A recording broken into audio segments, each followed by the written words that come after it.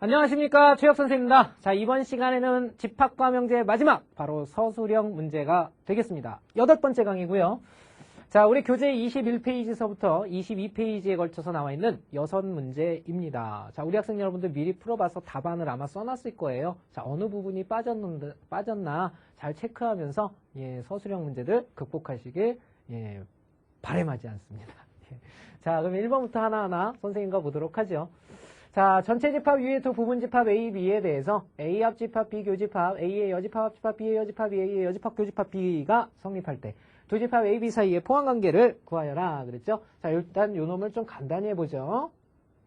A 합집합 B, 자, 얘는 뭐 더 이상 간단히 할 수가 없고요. 자, 교집합에다가 자, 여집합 컴플리먼트 뽑아내야 되죠. 그러면 안에 게 싹 다 반대로 바뀌어요. 그러니까 A 교집합 B가 되고요. 자, 요 놈의 여집합으로 바뀝니다. 자, 요 놈이, 자, 요거 순서 바꿔버리면 되죠. 왜 바꿔요? 얘가 괄호 교집합, 괄호 여집합 꼴이니까 요거 바꿔버리는 게 낫죠. 그럼 B 교집합 A의 여집합입니다. 그러면은, 보세요.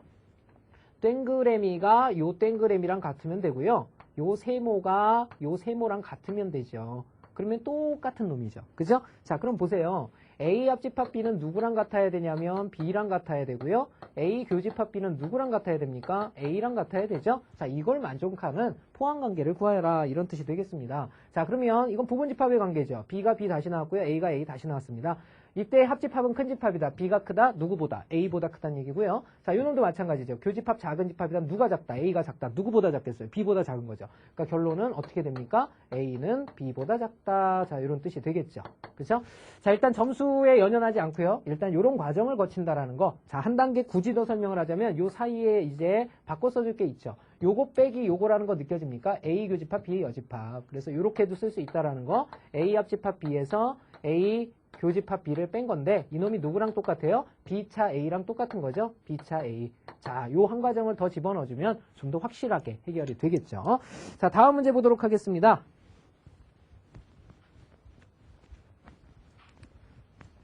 자, 두 번째 문제입니다. 두 번째 문제 봅시다. 자, S라는 집합 1부터 7까지의 자연수를 원소로 하는 집합에 대해서 다음을 구하여라 그랬습니다. S는 부분 집합 중에서 홀수를 하나만 그랬어요. 홀수를 하나만 포함하는 부분 집합의 개수를 구하여라. 자, 이렇게 물어보고 있습니다. 자, 홀수가 누굽니까 지금? 1하고 3하고 5하고 7입니다.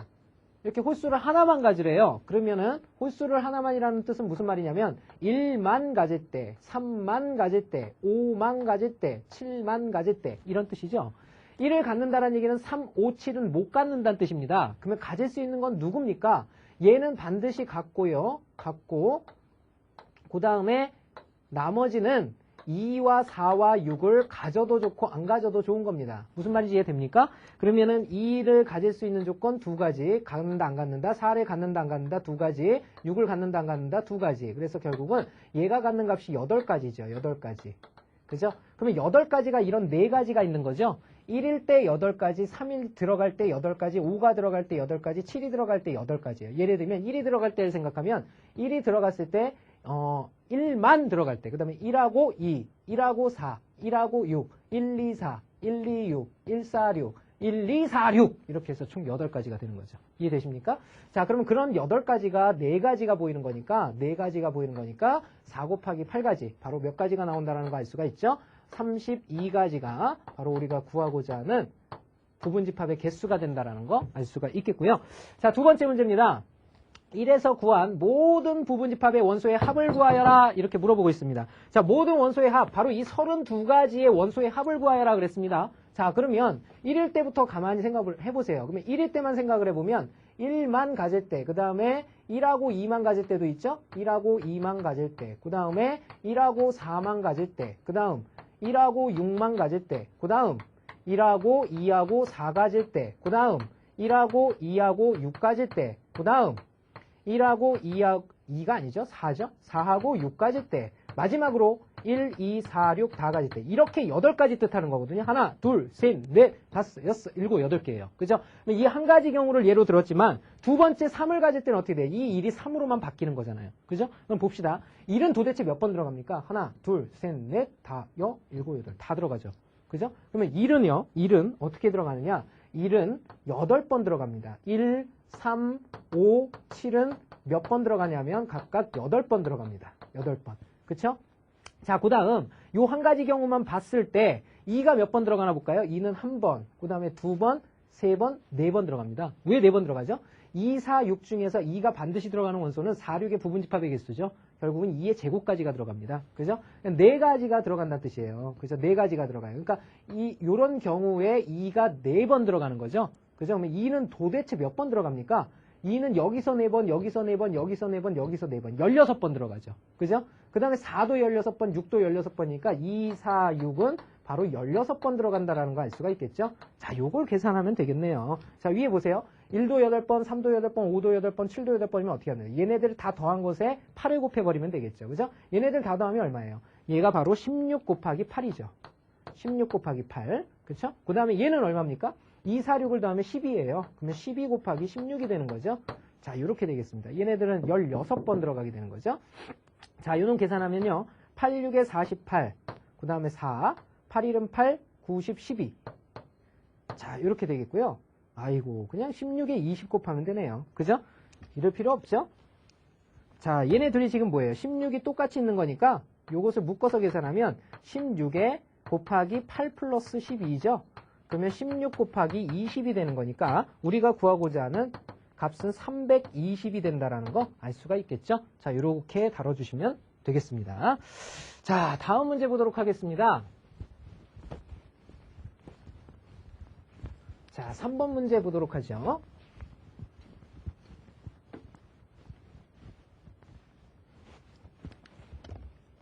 집합 X는 2, 3, 4, 5, 6의 두 부분 집합 A, B가 다음 두 조건에 만족한다. A 합집합 B가 X이고요. A 교집합 B가 2, 3, 5일 때 A의 원소의 합을 FA, 집합 B의 원소의 합을 FB라 할 때 FA와 FB의 최대값을 구하여라. 이렇게 물어봤어요. A랑 B랑 합치면 전체가 된대요. 어라 이거 봐라. A가 있고 B가 있는데 얘네 세 공간에 전부 다 합치면 2, 3, 4, 5, 6이 꽉 찬답니다. 그죠? 그런데 가운데 있는 원소가 2하고 3하고 5가 있다는 얘기죠. 그죠? 남아있는 원소가 누굽니까?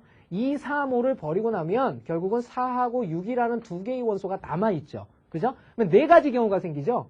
A에 아무것도 안 들어갈 때, 그죠? 그 다음에 B에 그러면 뭐가 들어가야 돼요? 바로 이 4, 6이 다 들어가야 되죠. 여기에 4, 6이 들어가야 되고요. 여기에 4가 들어가면 여기 6 들어가고요. 여기 6 들어가면 여기 4 들어가고요. 여기 4, 6 들어가면은 여기 뭐가 들어갑니까? 여기는 아무것도 안 들어가죠. 무슨 뜻인지 이해됩니까? 자, 그러면 그때의 집합 A의 합 바로 FA죠. FA는 얼마가 되냐면요. FA는 얼마가 돼요? 공집합. 여기 아무것도 없다는 얘기예요. 그러니까 2, 3, 5의 합으로 이루어지겠죠? 10이라는 거 알 수가 있죠. 이렇게. 그렇죠? 이때의 합은 어떻게 됩니까? FB가 되는데요. FB는 여기가 10이었는데 여기도 지금 4, 6이 들어간 거니까 10이 돼서 20이 된다는 거 알 수가 있겠죠? 자, 이놈은 어떻게 됩니까? FA는요. 4가 있으니까 여기 10이었으니까 여기 14 되고요. 여기 FB는 6이 들어갔으니까 16이 된다는 거 알 수 있고요. 이건 거꾸로 갔죠? 그러니까 FA가 16이 되고요. 그 다음에 여기는 FB가 14가 됩니다. 자, 이 놈은 FA가 20이고요. 그 다음에 FB가 10이라는 사실을 알 수 있겠죠. 그죠?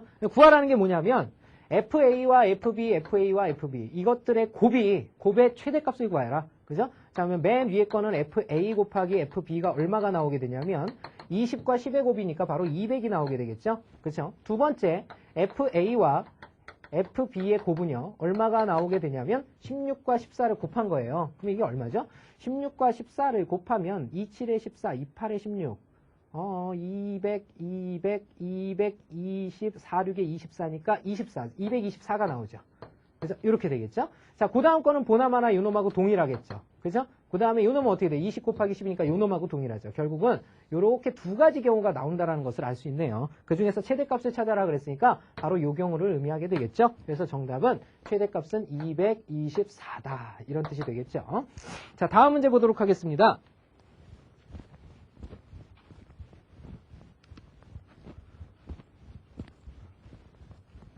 자, 4번 문제 보도록 하죠.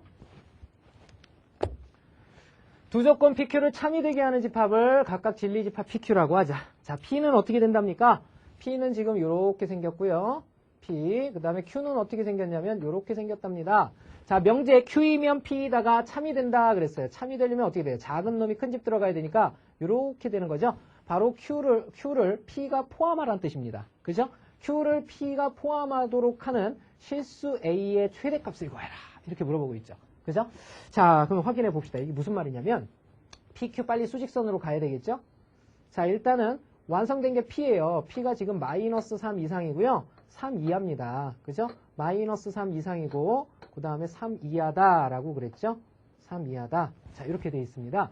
자, 그때 P가 Q를 포함한다 그랬어요. 그러면 Q라는 요 X의 범위가 요 안쪽에서 놀아줘야 되겠죠? 무슨 말이냐면 요 안쪽에서 이렇게 얘는 지금 등호 갖고 있으니까 요 안쪽에서 이렇게 놀아줘야 됩니다. 요 사이에서 이렇게 놀아줘야 바로 요 놈에 포함당하죠. 그죠? P가 Q를 포함하게 되는 거죠. 얘가 Q 영역이니까. 자, 그러면 이 Q가 어디였냐면 여기에 지금 뭐가 들어갑니까? 여기에는 A가 들어가겠죠? 그 다음에 여기는 뭐가 들어가요? A 플러스 2가 들어가겠죠. 그렇죠? 둘 다 등호를 가졌기 때문에 포함관계에서는 등호 가져도 역시 같아져도 포함관계에 성립하게 되겠죠? 그죠? 그렇기 때문에 우리가 두 가지 조건을 끄집어낼 수 있습니다. 첫 번째, A는 마이너스 3보다 오른쪽에 있어야 되죠? 마이너스 3보다 오른쪽에 A가 있다. 들어가도 된다. 이런 뜻이고요. A 플러스 2는요. A 플러스 2는 3보다 왼쪽에 작은 쪽에 있다. 들어가도 된다. 이렇게 써주면 되겠죠. 자, 이걸 이용해서 A의 범위를 잡아주면 되는 건데요. 자, 이것을 갖다가 연립해서 풀게 되면 어떤 조건을 찾아낼 수 있나요? 자, 이 말은 결국은 A는 몇보다 작다. 2가 넘어가면 1이니까 1보다 작거나 같다가 되겠고요. 자, 마이너스 3보다는 크거나 같아야 된다라고 했어요. 그래서 A의 조건이 이렇게 된다는 거 알 수가 있겠죠? 그러면 A가 가질 수 있는 실수 A의 최대값 누가 된다라는 거 알 수 있어요? 바로 요 놈이 최대값이 된다라는 거 알 수가 있겠죠? 자, 요 놈이 우리가 구하고자 하는 정답이라는 거 알 수가 있겠네요. 자, 다음 문제 보도록 하겠습니다.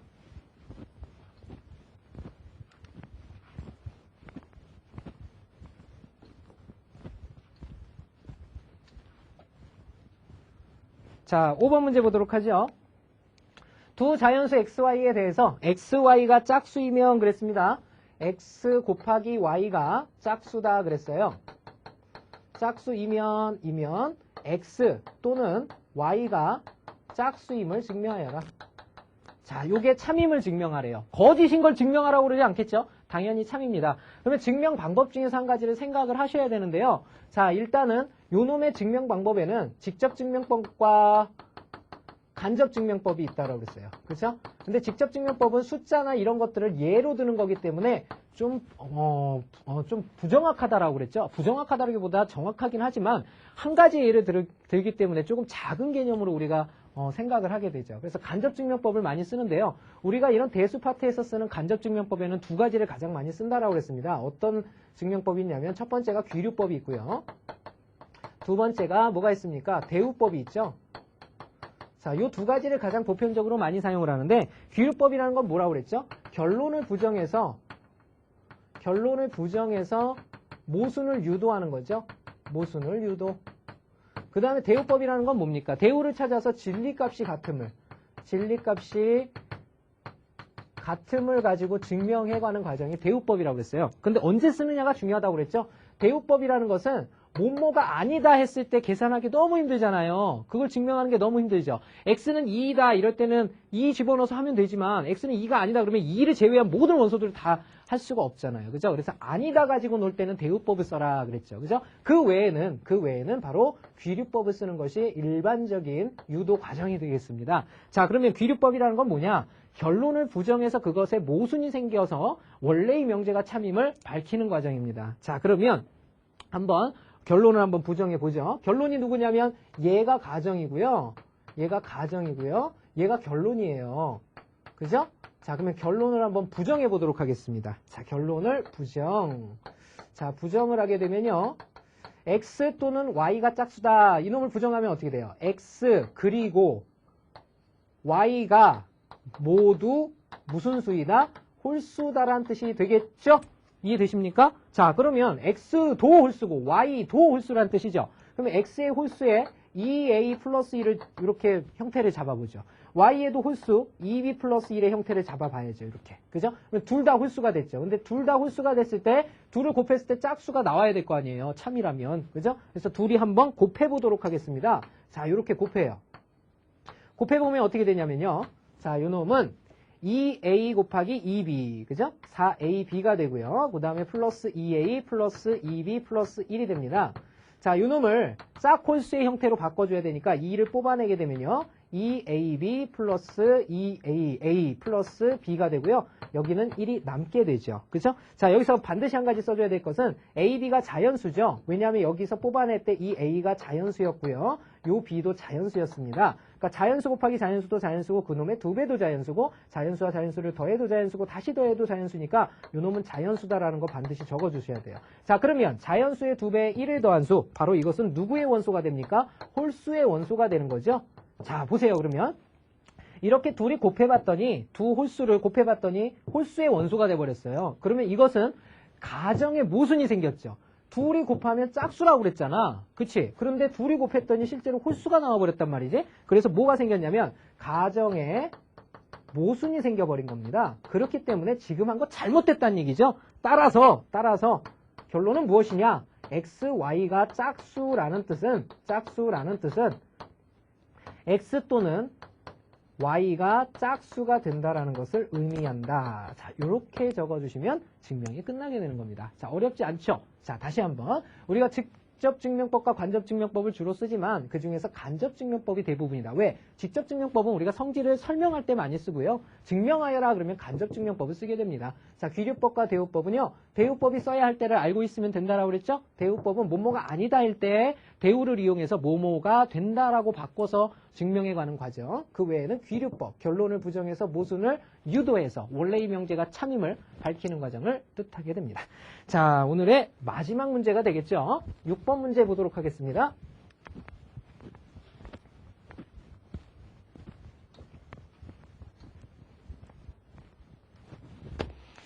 자, 6번 문제 보겠습니다. 두 조건 P, 그 다음에 Q 나와 있네요. 자, 요 놈에 대해서 명제 P면 나 Q이다에 2가 참이 된다라고 그랬죠? 2가 참, 예, 2가 참이 된답니다. 2라는 거 뭐죠? 2라는 거, 이명제라는 것은 가정과 결론을 부정한 명제를 이명제라고 얘기를 하는 거죠. 가정과 결론을 부정한 명제. 자, 그럼 어떻게 바뀝니까? P를 부정하면 not P로 바뀌겠고요. 자, 그 다음에 not Q를 부정하면 Q로 바뀝니다. 자, 이것의 명제가 참이란 뜻이거든요. 그러면 이게 참이 되려면 어떻게 돼야 돼요? 결국은 Q가 not P를 포함하는 이런 단계가 생겨야 되겠죠. 즉 무슨 말이냐? 결론은 not P라는 거는 P의 여집합을 뜻하겠고요. 진리집합. 그 다음에 Q는 라지 Q라고 봤을 때 Q가 P의 여집합을 포함하게 되는 실수 A 값의 범위를 구하여라. 이런 말이 돼버렸죠. 그죠? 그 다음에 P의 여집합이 필요하고 Q가 필요해졌죠? P의 여집합부터 한번 정리를 해보죠. 자, P의 여집합은요. 자, 요 놈의 반대거든요. 그러니까 X가 1보다 크거나 또는 뭘로 바뀌어요? 그리고로 바뀌죠. and. 그 다음에 X는 3보다 어떻다? 작다. 자, 부등호는 어떻게 돼요? 등호가 없던 거는 생기고요. 있던 거는 사라지게 돼 있죠? 자, 이렇게 됩니다. 그러면 X는 요걸 묶어서 쓰면 이건 뭡니까? X는 결국은 1보다 크거나 같고 3보다 작다라는 것이 P의 여집합이 되겠죠. 그죠? 그 다음에 Q라는 거 정리해 봐야 되겠죠? Q는 어떻게 되느냐? Q는 현재 A-X보다 크고요. X가 4A-X인데 문제는 여기에 X가 있다라는 거예요. 그래서 정리가 아직 덜 된 겁니다. 정리해주면요. 이것은 이렇게 나눌 수가 있죠. 요거 그리고 and 그 다음에 요거죠.